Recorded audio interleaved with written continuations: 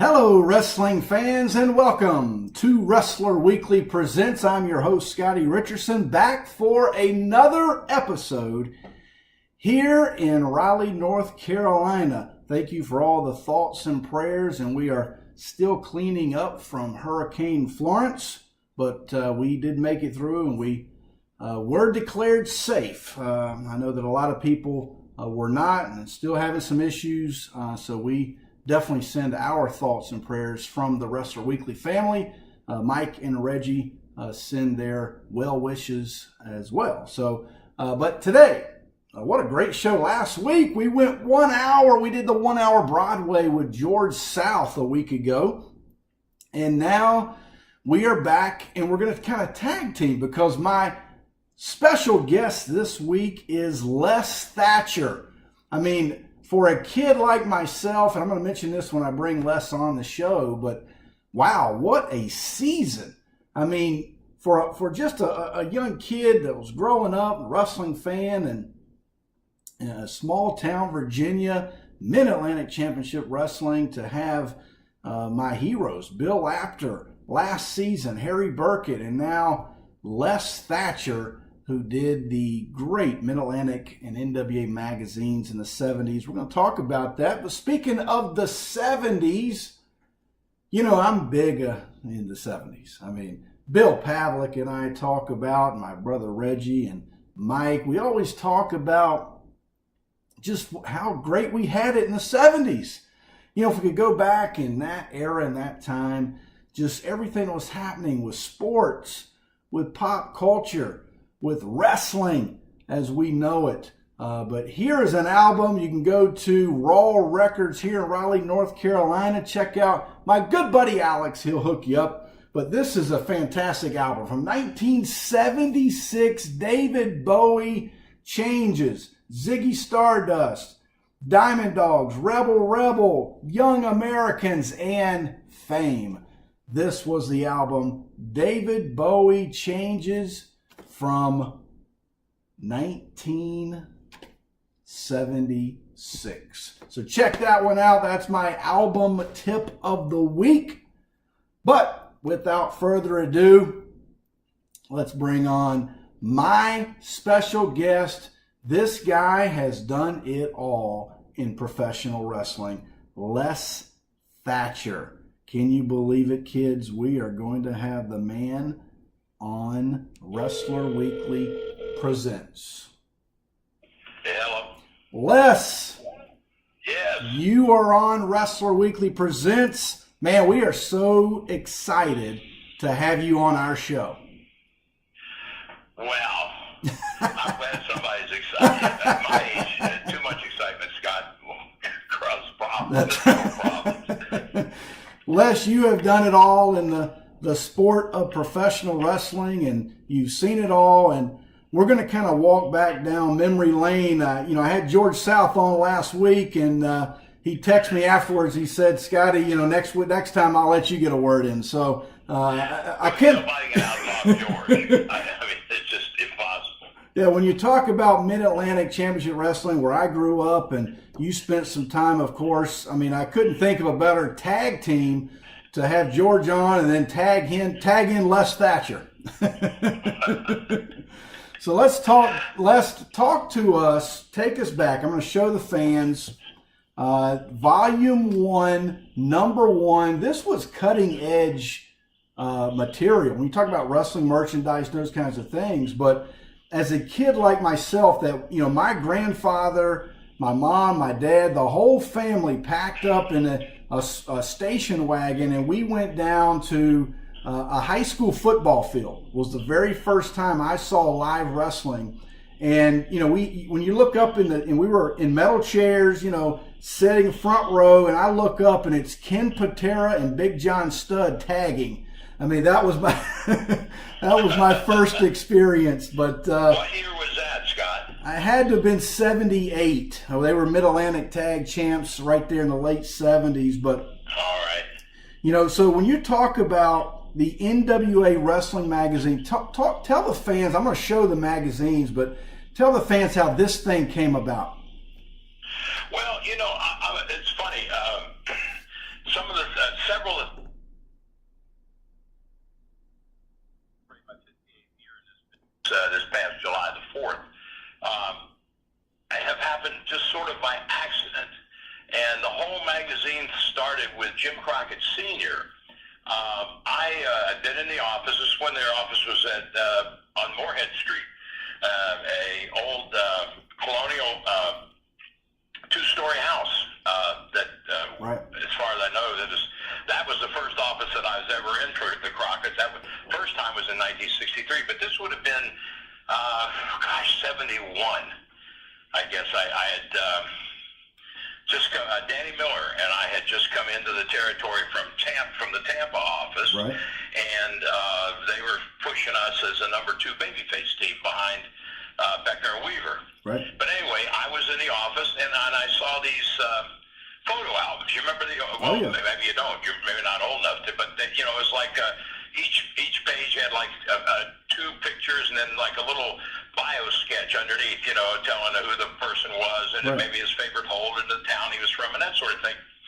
And these were, I don't remember what year they were, but anyway, I said to Mr. Crockett, I said, these, I don't see these anymore. And I don't remember to this day, to be honest, who it was. He said, well, so-and-so used to do these, and he doesn't work with us anymore. He's gone or whatever.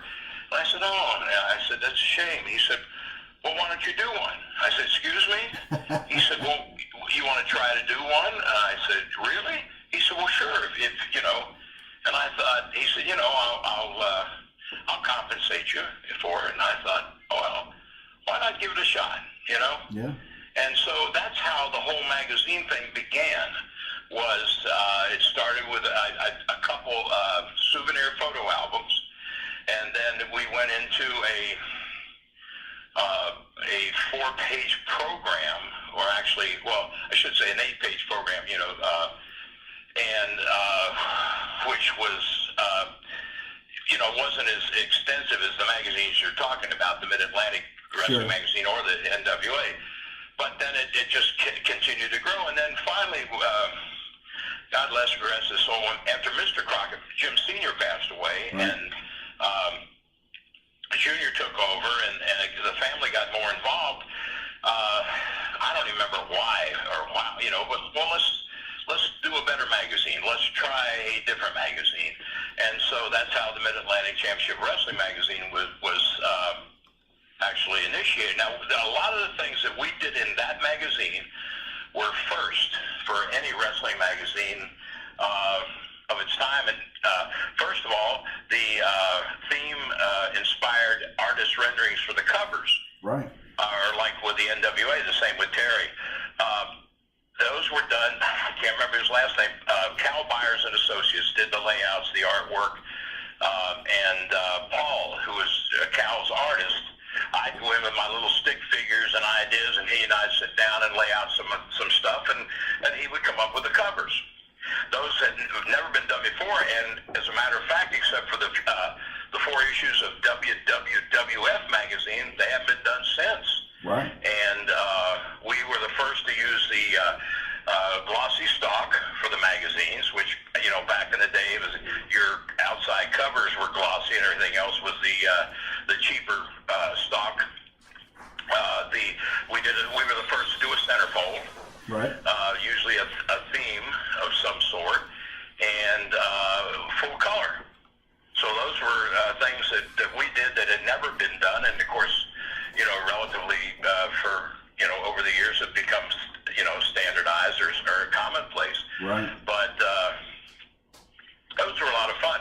Frances Crockett, the only girl in the Crockett family, she helped me with those, and but Jimmy Jr. finally gave me an office in the building, in the office, and we set up and started producing the Mid-Atlantic magazine.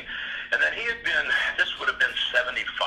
Right. 75, 76, the one NWA magazine we did, he came back from an NWA meeting and called me into his office, and he said, I just got back from the NWA meeting, and I said, yeah. And he said, got a little project for us. I said, okay, what's that? He said, we're going to do a magazine for the entire NWA.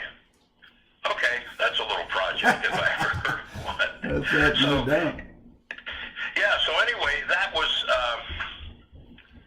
each, in that particular magazine, Terry Funk was the champion at the time, so he was obviously the cover. Right. But in that magazine, each territory had a page. And so but that's the way it all began. And we actually, before, I left the company in November of 77. I moved to Knoxville. Between November 74 and November 77, I was bouncing back and forth between Knoxville, producing television and wrestling up there for Ron Fuller, and living in Charlotte and doing TV and a magazine and wrestling there as well. In fact, I'd pass myself on the road sometimes. There I go, here I come, that sort of thing. But it was a weekly trip. But then Woody Smith, who did some photography for me, actually took over the editorial reins, and they did a few more issues, and then past that, I'm not. You can, and I'm not saying this as a knock, but as a comparison, you'll see the magazines that once Woody took over, I think they changed printers because the color saturation wasn't as bright, and the artwork on the covers wasn't as detailed as Paul's were. So I think they changed artists and printers. Right. So anyway, but that's the way it all started. It was a lot of, and I was given the run of. I mean, obviously Jimmy would have to sign off on things, but we got involved in doing some crazy things. Like one of the Flair things, we did a artist rendering of a peacock with his tail fanned out. Right. And in fact, there's a copy of that up on Gateway, on Dick and David's site. Sure. It's I'm showing the fans. Yeah, I'm showing the fans right now, Les. But that was we went to Flair's house, and we marked a spot for him and Woody set up his camera, so we got the same distance and the same shot each time.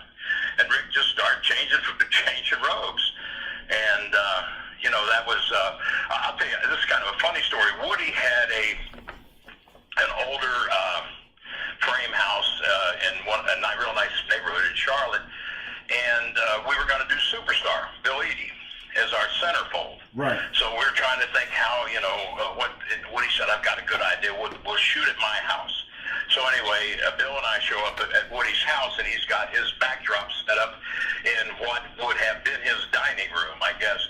And I guess he did some, studio portrait stuff there.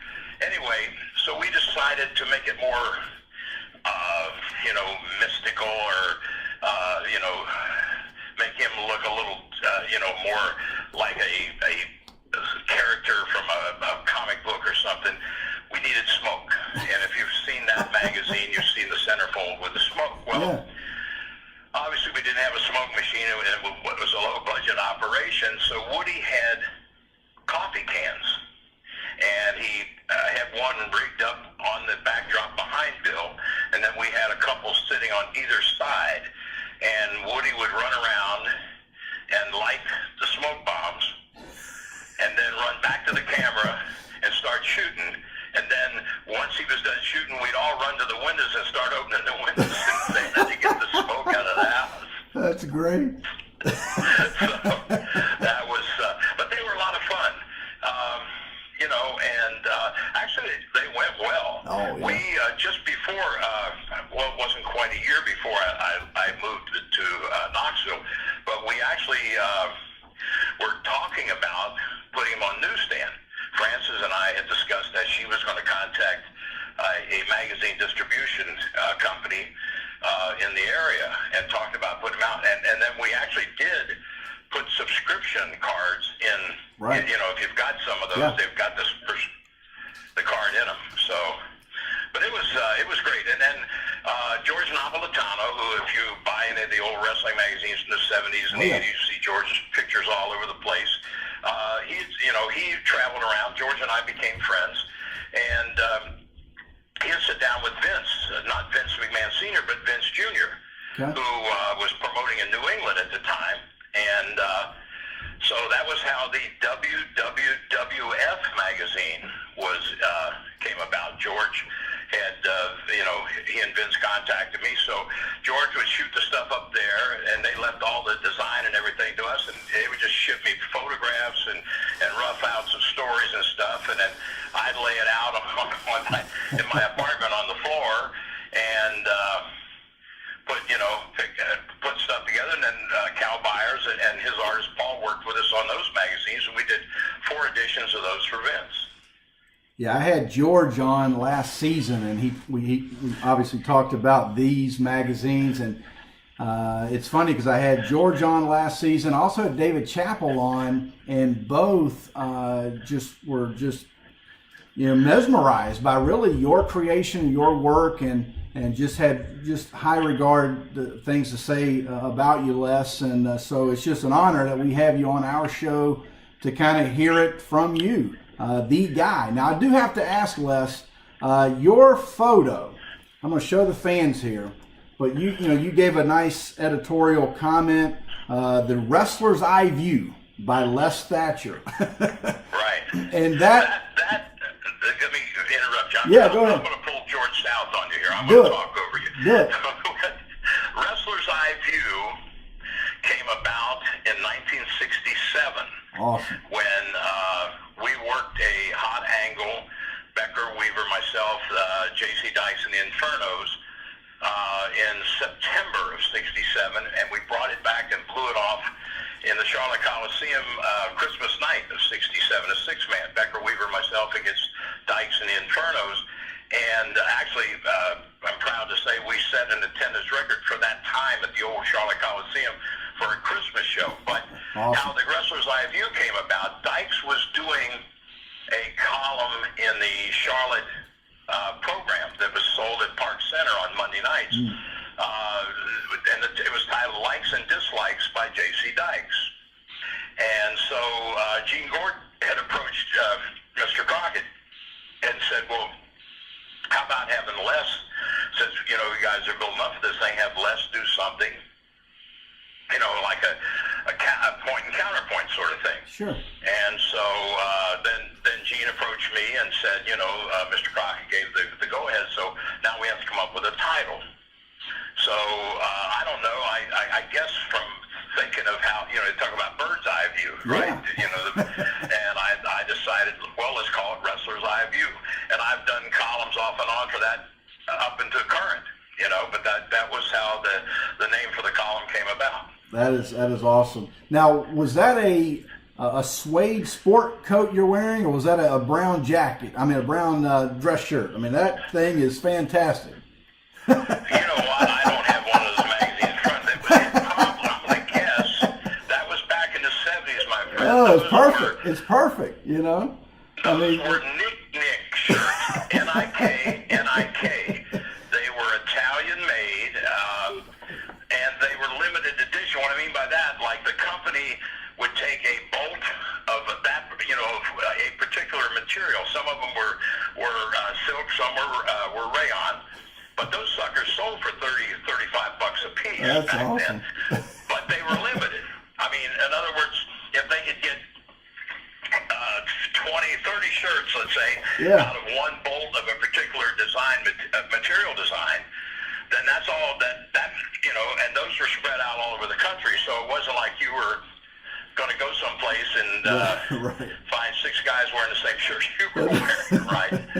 So yes, the perfect. Yeah, I was young and I was kind of a clothes horse at that point in time. Well, it's a perfect shirt for an ascot. Oh no, I never was an ascot guy. The chain, back then chains, right? Yeah. And medallions and stuff were in. Another quick funny story. You bring these things to the forefront as we talk. When I was doing the Mid-Atlantic Television, I did the B show for a while, and then I was coordinating all the interviews and the promos and stuff for a while. But anyway, like I say, I hated ties. Right. Still do, as a matter of fact. But back then, like those Nick shirts I mentioned, they were spread collar. You put the collar out over your sport coat or your suit coat. Yeah. And so, it wore the chains. So anyway, Jack Brisco was in Charlotte or the TV, I'm not sure. Anyway, Jack and Jimmy Crockett Jr. and I were chatting, and Jack says, Jimmy, from all I understand, is Les doing a heck of a job with you on TV. And Jimmy said, yeah, he is, Jack. He said, I just wish I could convince him to wear a tie. And Jack said, well, what's the big deal about the tie? And Jimmy said, well, I want him to be able to, I don't know that the fans can identify with him with the split collar and the chains. And he said, well, if you want the fans to identify, tell him to wear bib overalls. That's right. Jack and I thought it was funny. Jimmy didn't think it was all that funny. But, well, you know, I'm here. One of the things, the reasons he never shut me down from wearing the spread collar was because Jackie Crockett, the youngest of the Crockett children, and I tease about this being the black sheep, but Jackie and I, used to socialize some of the clubs together. Yeah. But Jackie wore those shirts, right? So Jimmy said, Jimmy, Jackie wears them. Yeah, I know, that was my out to stay away from the ties. That's right. Now, I'm here in Raleigh, North Carolina, and obviously the WRAL studios were here, and, I go down in Dorton Arena. It's still, you drive by it, and you can walk up to it. It's just so much history. But Greensboro Coliseum also is just kind of the Mid-Atlantic Championship Wrestling and NWA, and just so much history there. And I'm an athletic director, and I'm a basketball coach. And to show you what kind of wrestling fan I am, Les, a couple years ago I had a call, and a school asked me to play. It was Greensboro Day, and they're a really good basketball team, and they asked me to bring my team and play. Now, I knew that we're a small school, but it was an opportunity to play in the Greensboro Coliseum. And so I knew that it was going to be, they were just going to crush us. But as a wrestling fan, to be in the locker room where Ric Flair and Paul Jones and Blackjack Mulligan were, to be in that Coliseum and to just kind of take in the scene, I couldn't pass it up. So I'm the diehard guy, Yeah, well, you know what? That's funny, Scott. Because so many guys, well, never mind about wrestling, but boxing or sure. So many people think that like Madison Square Garden in New York is that's the Mecca, so to speak. Yeah. And I never wrestled there. It was never to me just that all that important, but right. But to me, like the Greensboro Coliseum, the Charlotte Coliseum, the Omni in Atlanta, the St. Petersburg Bayfront Center. The old Cincinnati Gardens here, which was torn down. But those were places where I had the opportunity to wrestle with so many great stars, from our era, that to me those were just, as important almost as Madison Square Garden is to so many others. I was fortunate. The biggest house recorded in the Greensboro Coliseum. Don't ask me what the main event is because I can't remember, but I remember I wrestled Gene Anderson on that show. Wow. Yeah. Awesome. I had David Chappell on. His favorite Mid-Atlantic mag that you did was the one where Greg Valentine is on the cover. It's kind of a green and yellow background, and it's the Valentine trophy case. And he has the Mid-Atlantic title on the top of the trophy case, and it's just fantastic. But there was an article that we talked about on our show, and I want to get your input. And we talked to our fans about how you could connect with the wrestlers even outside of the squared circle, meaning you did an article, the title was On the Lake with Wahoo, and Wahoo is out catching fish and trying to, he's I'm showing the fans right now, but one of the best. Butch, what's Butch's last name? You've got the magazine. Yeah, it's let's see if it's in the article. I don't know if it's in the article. Yeah, Butch Harris. Yeah, right. I couldn't remember. Yeah. Butch was part of the Crockett company. He's in the Bass Fisherman's Hall of Fame. Wow. Now, I'm not a fisherman, but Wahoo was crazy for that. And Butch worked. He had his in the Crockett complex on Briarbend Drive in Charlotte. He had his section too, but he sold. They sold fishing lures and stuff. Butch designed sold out of the, mail order, and I guess some of them are in sporting goods stores as well. But that's part of my handiwork too. Go ahead. I didn't mean to interrupt you. No, but you had a great line that helped us as fans, because we're like this. It's the common man stuff. Your last line, Les, the only letdown because of the extra hot weather, there were no fish caught to take home for dinner. So Wahoo was out there all day and they didn't catch anything. But that's how it is for us as well. I heard that. Yeah, my dad fished, and as a kid he took me some, but I couldn't sit still long enough, to be honest with you. Now and I've said today, if I cast and the minute the lure hits the water, something bites, and I can go from there, I'll fish. But if I got to sit there and be quiet, right, and go through that whole thing, not interested, not at all. Now, this magazine was so, we talk about historic, and I'm a purist, and so, and I ooze the passion. But this is, you have a little article here, Stars of Tomorrow. And just for our fans that do not have this magazine, there were 2 Stars of Tomorrow featured. One was Ted Oates. The other was a young Tully Blanchard. And what a career. Yeah. What a career. I was talking to somebody just a couple of days ago. We were talking about Tessa, right? Tully's daughter. Sure. And she came. We did 4-day training camps at the Fan Fest in Charlotte for, I think, 3 years running, 3 or 4 years running. Yeah. And Tessa came to one of those. She actually started with George, George South, but she came to one of the camps. And so when we were introduced, I said, now, sometime before this is over, you and I have to lock up. And she said, why? And I said, well, I wrestled your grandfather and I wrestled your dad. And since I can't wrestle you, right, at least if we lock up, I can say I've locked up with 3 generations of Blanchers. That's right. That's great. Dick Bourne and David have become great friends of mine. And one of the things that we loved about the magazines were when you would showcase the world and regional champions. And it really was a snapshot. When you open these up and you see Harley Race was world champion, and Ric Flair and Greg Valentine were world tag champs. Just Ricky Steamboat, United States. It just kind of takes you back to that time frame and that era, and just how special professional wrestling was back then. Can you talk about that, Les?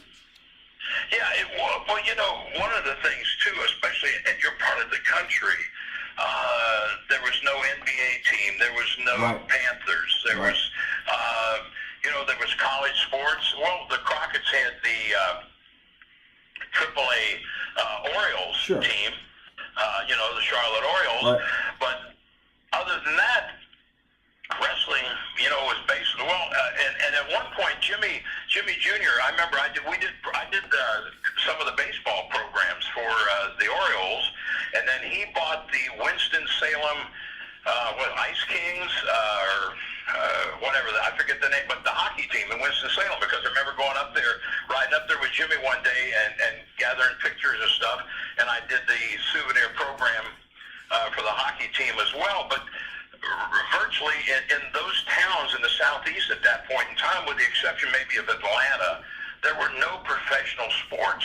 So wrestling was king. And it was, I know for a fact, I was talking to my in-laws live in Maggie Valley, North Carolina, just west of Asheville. And I remember telling somebody down there a few months ago that at one point, with Mid-Atlantic Wrestling on the Asheville TV, and I realized it was a 3-station market. We were on Saturday nights there, but Mid-Atlantic Wrestling picked up, I think, a 68 share of the market in their time slot. Wow. Stop and think about that. Oh, yeah. So, it was a little over 30% for the other 2 stations to split, but wrestling was just, and it was, part of it was, I think because of the proximity the fans could have to the wrestlers. Well, you could go and pull into a gas station where one of us was getting the car worked on, or, hey, there's Johnny Weaver in the line at the grocery store, that sort of, So it was a more personal thing at the time. Yeah, I wrote in my book, Family Bacon Wrestling, about the time that my younger brother and I pulled up to the gas station and Nature Boy Buddy Landell was getting gas on the other side. Yeah. You know, just that, it was just that time, you know? Sure. Yeah, it was not uncommon to be recognized, you know, wherever you went. And, you know, so, well, like I mentioned, you know, you know, the Charlotte Coliseum, Monday night at Park Center. Yeah. I mean, it was big business. But, you know, the Crockett's promoted so many things over and above wrestling. I'm guesstimating here, but I would think well, I wasn't there in the 50s, but 60s, 70s, probably 50% or more of what attractions were in the Charlotte Coliseum came through the Crockett Promotions. Oh, they yeah. had the Globetrotters in several states, I know. Right, absolutely. And, you know, but Jim Crockett Sr., talking about promotion as a crapshoot. Right. I'll never forget the story he told me one time. Back when I was a kid, when Lassie and the Lone Ranger were the two hottest TV shows. Yeah. Right? Okay. So Mr. Crockett told me, he said, you know, you never know what'll draw and what won't. I had a great idea. On a Sunday afternoon, I'm going to put Lassie and the Lone Ranger in the Charlotte Coliseum. And Sunday afternoon, the family, after church and after dinner, man, you know, well, hey, it's got to be a big draw. It wasn't. He ended up losing money on it, but yeah, the Crockett, you know, everybody looks at the Crockett's as wrestling, and obviously they were, but then Jim Sr. Started promoting so many other things. But they had, I remember him telling me one time, the first time he worked with James Brown, James came to the show and they were driving a used Cadillac and pulling a luggage trailer with their instruments. And he said, and then the last time I worked with James, he picked me up at the Charlotte airport in his Lear and took me to the guy, you know. So yeah, they promote a lot of things besides wrestling. So, I mean, you know, Jim himself, and Mr. Crockett was such a big part of donating to charities and so forth in the Charlotte area. You know, these things I learned and got to know about, you know, from working in the office, but he also was low profile about that. Right. He did not want public recognition. Another quick, 1972, I came down with hepatitis, and I was out for 6-7 weeks, I don't remember. And but he, now, realized back then there were no contracts, everything was a handshake, and promoters did not have to take care of anybody. Right. In other words, injuries, sickness, whatever, you were on your own. Right. Every week while I was at home, there would be either Klondike Bill or Big Boy Brown, one of the Kentuckians who lived near me, which was usually on a Tuesday, would come by my apartment and hand me an envelope. And with money, you know, I mean, which, you know, I obviously wasn't wrestling. I was, in fact, except going to the doctor's office to get a B12 shot and coming back to the house, I wasn't doing anything. Wow. And so anyway, then Mr. Crockett would call Wednesday, maybe Thursday. Hey, baby, how you doing? I'm doing better, you know, and we'd talk, and I feel, you know, I said, gee, I hope to get back. No, take your time. Man. Well, you know, I want to get back. No rush at all. Do you need anything? Well, I, you know, Bill dropped the money. No, that's for groceries. Wow. Car payment made, the rent paid. Yes, sir. Yeah, okay. If it's not, you let me know. Man. So, I mean, that was, you know, I mean, I got a lot of respect for this man for that and for no other reason. Sure. But then, you know, they always shut down at Christmas time because Jim understood that, you know, so many of us that wrestled for him weren't local and had families in other parts of the country. So there was always usually at least a week, depending on when Christmas, you know, what day it fell on and so forth, that you had to, you know, to go wherever and you know, take your holiday vacation. So went in to get my last payday before I headed back up here to Cincinnati. And so Jim was, in the office by himself, and I stepped in and I said, Mr. Crockett, I wanted to wish you a Merry Christmas. I'm headed to Cincinnati, but I also wanted to thank you for your help, when I was out sick. Plus, Scottie, when I came off of that sick run, it was around Thanksgiving time, and I wasn't anything I'd been involved in. Obviously, I wasn't any longer because they weren't sure how long I'd be out. Sure. But he put me on 3 of the big Coliseum shows. Be sure I had a good payday, coming back. Anyway, so I said I wanted to thank you and wish you a Merry Christmas. And he said, "That's okay, baby. Just don't tell anybody. You'll ruin my reputation." Wow. Wow. Great. Let's do a little hit and run here, Les. You had an unbelievable career as a wrestler and an in-ring performer. You were behind the mic. You've been behind the camera. You've done some producing. Obviously, we talked about the magazines, but all of your career, Les, talk about some of those quick highlights. Let's start with in the ring. Oh, wow. You know what? I was blessed. I have been blessed to work with some of the best of the best. Yes. I mean, I think, and everybody I'm sure thinks, well, my time is the best time. But the 60s and 70s, well, part of it was there were so many great workers because back then, you were in the ring 6 nights a week, at least 5 nights a week.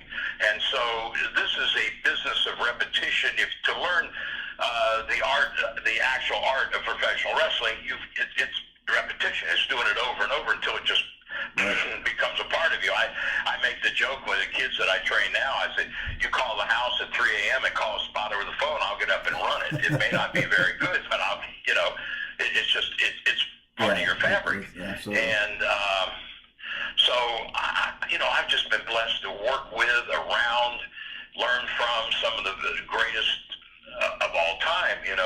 I guess one of and probably working with a lot of the guys that I bought tickets to see, I'm marking out, the first I broke in 1960 for Tony Santos in Boston.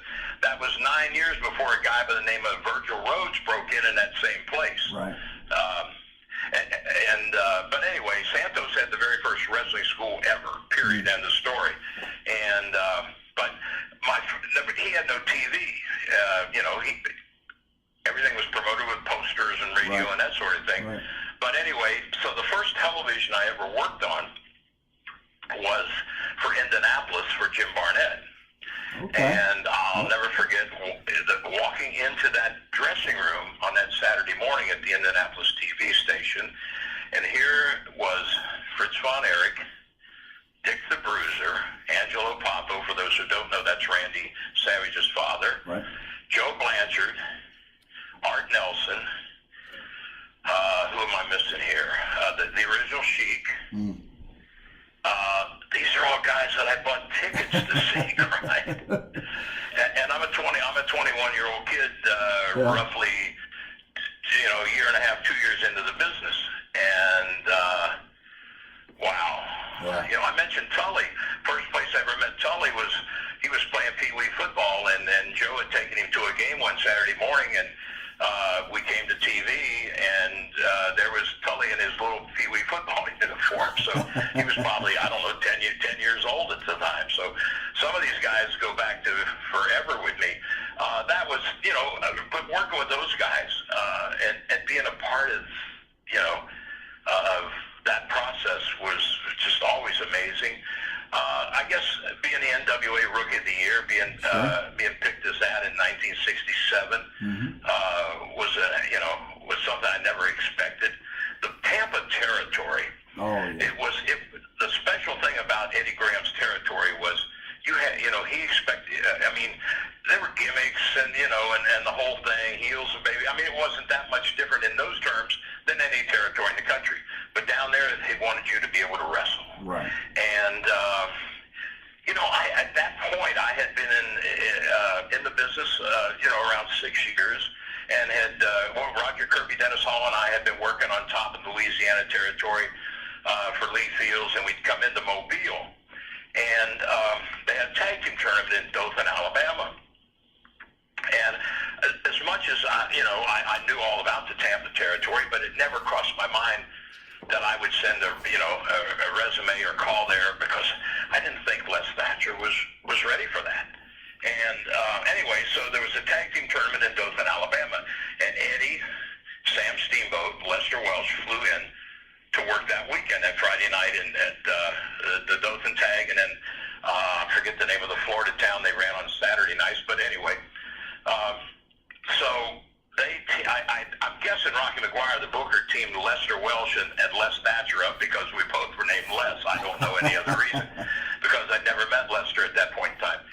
So anyway, we worked the tag tournament on Friday night in Dothan. I don't remember if I worked the TV on Saturday, but we ended up in this Florida town, and Eddie and Lester called me off to the side and said, "We've talked to Rocky, and he's okayed it. We want you to come to Tampa." And I thought, really? Want to do what? I mean, I didn't think, I didn't think, that I was, in that, could travel in that rarefied air. Yeah. And I said, okay, good. Well, and the reason we need you in Tampa is because you're going to receive the trophy for the NWA Rookie of the Year. Wow. So, and that's where I met Gordon, and first got the opportunity to, Gordon and I, besides wrestling, both, I was driving on a drag strip before I ever had a driver's license. I was racing cars when I was 15 years old, and Gordon was part owner in the Golden Gate Speedway in St. Petersburg, plus he liked hot cars too, so that was something we had over and above wrestling as a mutual enjoyment. So anyway, I ended up going into Tampa then and got the NWA Rookie of the Year award. But I've worked with so many great people. Yeah. To say a particular thing was a particular highlight, Sure. And not just in, wrestling guys like Danny Hodge, Hiro Matsuda, I know a lot of the young people today, these names aren't familiar, or they think, well, I've heard the name, but what's the big deal? But well, I can tell you that our audience knows them all. So that's the good thing about you're at home here, Les. I'm among friends. Yes, right? you are. Absolutely. Well, yeah, but the list of guys that I had, and the bookers, Eddie Graham, Leo Garibaldi, George Scott, God, it was just, so many great creative minds that I learned from.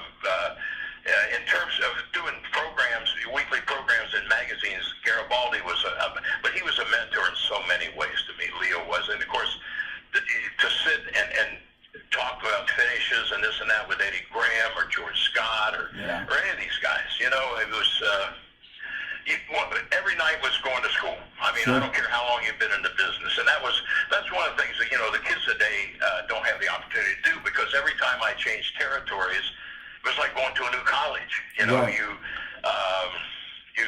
learn something new and different from each and every guy. Plus, the atmosphere was so different then too. I mean, you'd ride with some of the veterans to the show, and then if they watched your match and you screwed it up, you had 200 miles going home that you heard about it. And if you were a captive audience, whether you wanted to be or not, right? That's right. And but it was just an amazing time. I'm proud to say, I stop and think.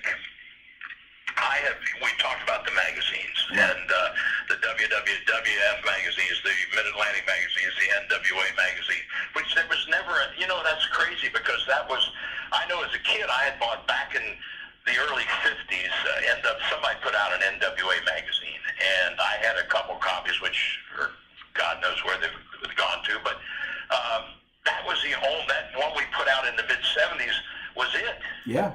Oh, no doubt about it. Never another one, No, and the color. That's one of the things. The crazy things is that I found out with promoters at that time, those things, they weren't sure how to merchandise, and they weren't sure what to do with them because they weren't interested. Right. know, one of the other firsts that happened in the Carolinas, in 1972, Jack and Jerry Brisco and I put out the first ever pro wrestling T-shirt. That's right. Yeah. Brisco boosters. Yeah. In fact, you can get a copy today. Let me throw a plug in here. Yeah. I go into Pro Wrestling Tees. It's under my name, but there's a replica. The artwork for that T-shirt was done by a young guy just getting his feet wet in the business by the name of Jerry Lawler. Yeah, absolutely. And I wish I had that artwork. I don't know what it'd be worth today or where it's at, but Jerry charges the absorbent price of doing that 10 and 8 drawing of $25. Wow. But yeah, we put out the first ever wrestling T-shirt. And talk about merchandising, you know, I talked to the Crockett office, and I wasn't pushing the issue, but you know, Jimmy, you know, maybe banners for the baby faces.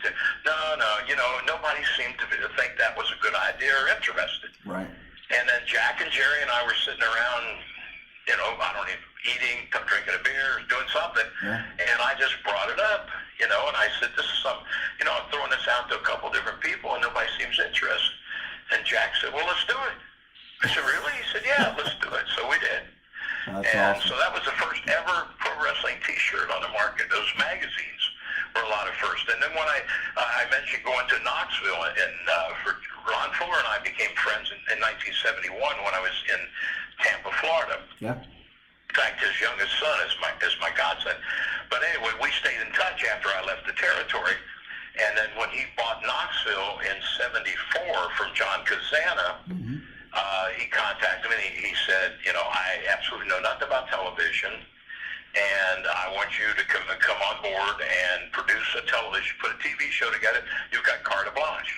Wow. So now a lot of the things that are current, are just commonplace today, we did for the first time ever on Knoxville TV starting in 1975.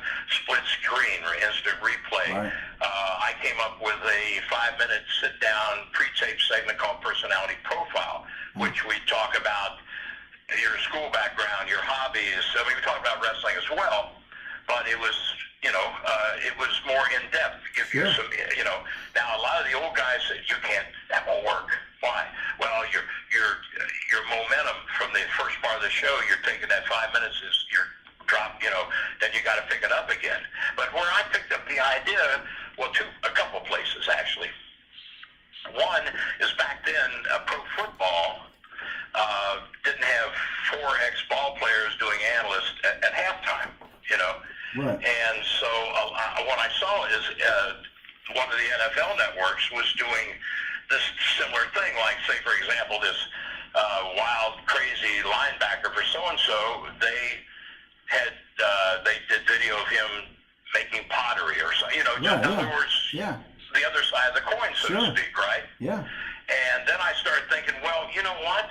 That also applies with stock cars. You're in that part of the country too, right? Oh, yeah. But I mean, if you're a NASCAR fan, you like so-and-so because you're driving the same brand of car he is, right? That's right. I mean, there's that identification factor. But more importantly, I mentioned Garibaldi and mentioned my drag racing. When I first went into Atlanta in '66 for Leo, I had sent him some pictures of my race cars and some background.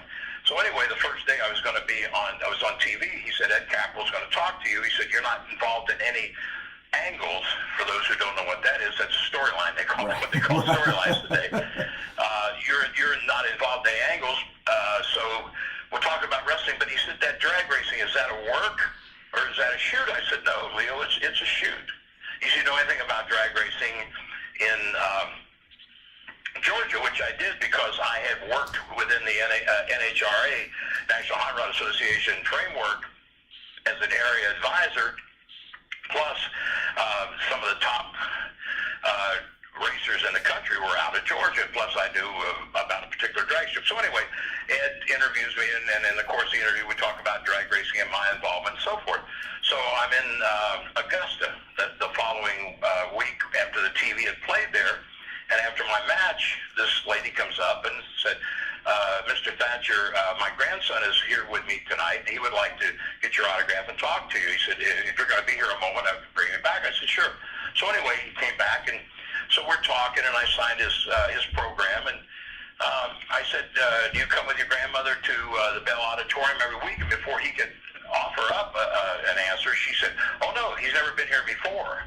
He comes over to my house every Saturday and watches wrestling with me, but he heard you talking about hot rods, and he wanted to come meet you." Wow. And the light bulb, Scotty, went off over my head. I just sold a wrestling ticket, not because of wrestling, but because this young man and I shared a hobby, which again dovetails into the NASCAR analogy I just used, plus this thing I'd seen on football, right? So this is where I came up with the idea of the personality profile. So anyway, we initiated a lot of the stuff that's common today on wrestling television for the first time in our Southeastern Championship Wrestling in Knoxville. So, I'm proud of all that stuff. I mean, I truly am. But, it's a great. I'm proud of the legacy and the fact that we gave something to the business that is sustaining.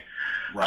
And today, as a trainer, I have a couple of the drills that I've invented, and a lot of young men would prefer they never saw before because they blow up running them, are used. Well, I was down in the WWE's Performance Center as a guest coach last year for a week, and one of those drills that I instilled in some of the guys down there is being used. But a lot of the top trainers in the country, I go places I've never been and see my drill running. So in terms of that, you mentioned I've done virtually everything. And I have, and I'm proud of these things that have been first. The one thing I haven't done yet, and I think it's a little late for, is to get rich. If you know a way I can do that, I'm all ears, man. Just go for it.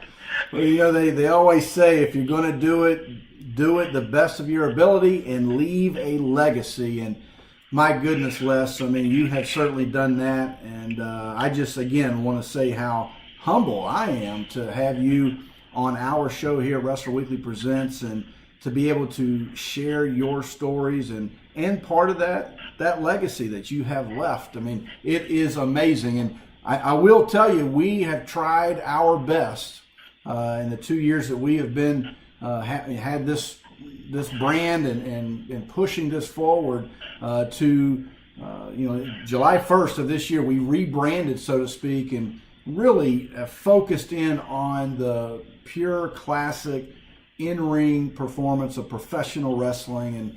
And we still watch the current product, but here at Wrestler Weekly, our focus is what we grew up with. And I will tell you that Les Thatcher, your name, your legacy is a tremendous part of what we do here. So we say thank you. Well, thank you. You mentioned that those silly guys, Dick and David. But that website, I know they put up a thing with the magazines and the Flair,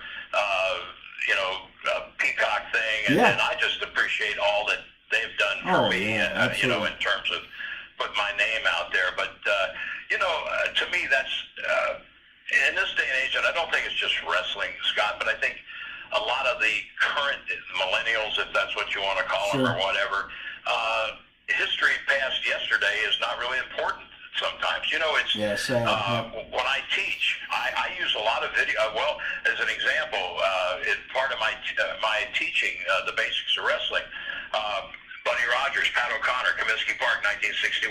At that point, the biggest crowd professional wrestling match in history, where O'Connor put the NWA World title on Buddy, who was, by the way, Buddy Rogers was my childhood idol. When I was like 9 years old, I wanted my mother to bleach my hair. Of course, I realized, looking back, that she saved me a lot of schoolyard fights, I'm guessing, because back in 1949 or 50, a bleached blonde young man probably wouldn't have gotten very far. There's a picture floating around. It's in my Facebook photo album as well, but a picture of Buddy and I at old Cincinnati Music Hall. I was like 12 years old, and a picture of him and I together. But that was my childhood idol. But it's just like I say, I feel blessed to have worked with so many amazing talents in the industry. Flair and I was like the I don't know, second or third match that Flair ever had in the Carolinas. Well, actually, it wasn't in the Carolinas. Richmond, the old Richmond Fairgrounds Coliseum. I worked with Rick there for the first time. Awesome. I the opportunity to work with him.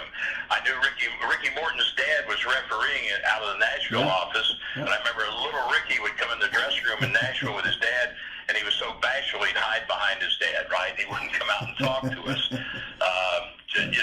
Just things like that. I don't know. You can't put a price on them, and I hate to think that those memories will ever fade for me because it was just such an important part of my life. Yeah, well, we will certainly keep them alive here at Wrestler Weekly. And again, Les, thank you. Tell the fans where they could reach out and get a chance to ask you a question or see some of the things you got going on. Well, I do weekend training camps. You can reach me, Les, at epwt.com or Les Thatcher at zoomtown.com. I just did one down in Atlanta with Ray Lloyd Glacier and QT Marshall, who is a star with Ring of Honor, excuse me. Sure. I was out with Rudy Gonzalez, who's a top flight trainer himself in San Antonio this year. I was in Charlotte for PWX in June, Monster Factory in New Jersey, but I'm open to do weekend training camps for any school or independent promotion. I'd be more than happy to send them out the information for that. You're talking about the magazines. I have a few copies that are virtually like brand new that I am willing to sell. Okay. I get $75 a piece and $100 for the end. I've got a couple of the NWA magazines still left, but like I say, they have been scored. They're not creased, they're not bent, they're not worn out. They're like new. Sure. And so, but yeah, I do these camps and enjoy it. And the one thing, as much as everybody some of these young kids want to reinvent the wheel and this and that and the other thing. The crazy thing is the fundamentals of this business will never change. Right. The fundamentals today are no different than they were 58 and a half years ago when I started my training in February 1960 in Boston. And so I feel confident that I'm maybe the only, I'm not sure the only person, but I'm guessing maybe that actually was under contract to WCW and WWF, both as a trainer. So awesome. They found me qualified, so I guess maybe I am, not sure. I do a couple. I do a Vic Sosa, who is a overnight disc jockey in New York City, and I do a Wrestling Weekly, Doc Young's Wrestling Weekly. Doc started doing podcasts. I started doing podcasts with Doc back in 2005, and but anyway, Doc passed away just about a year and a half ago. And Vic and I do this on the Observer, and normally it goes up on Friday or Saturday, but it's called Doc Young's Wrestling Weekly. So, but I love doing these camps.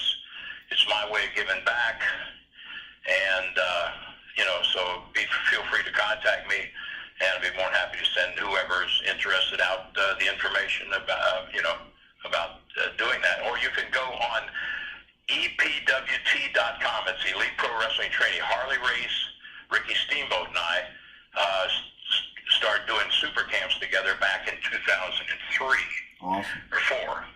And so, of course, Harley's health doesn't allow him to travel like that. Ricky, because of his surgery a few years ago, is no longer able to actually get in the ring and go.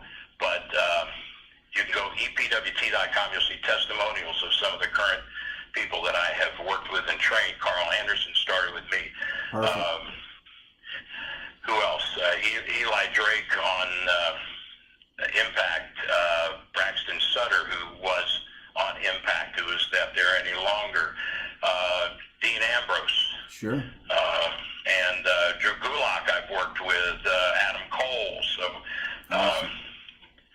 anyway, George and I did a camp together down in Georgia a couple years ago, and I really enjoyed working with George. But you can find on that site, you can also find testimonials from a lot of the talent that I've worked with and promoters and so forth. And there is a training manual called the Professional Wrestlers Workout and Instructional Guide, which Harley Steamboat and I, Alex Marvez, did the editing for us. Jim Ross does the forward. It's no longer in print because Sports Publishing LLC is out of business, but they're still floating around there on Amazon. Okay.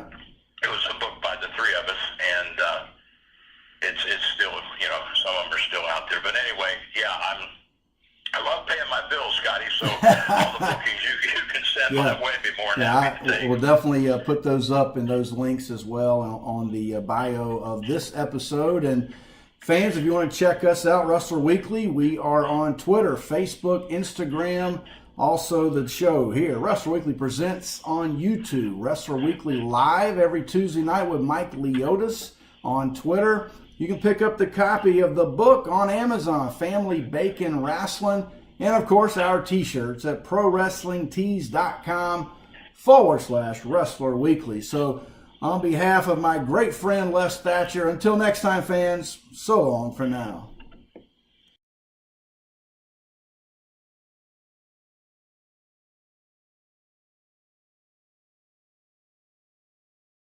Somebody say something about Tommy Wildfire Rich coming to you live in Myrtle Beach. The waves are gusting and the breezes are blowing. Lord have mercy. Wrestler Weekly, y'all better check this stuff out.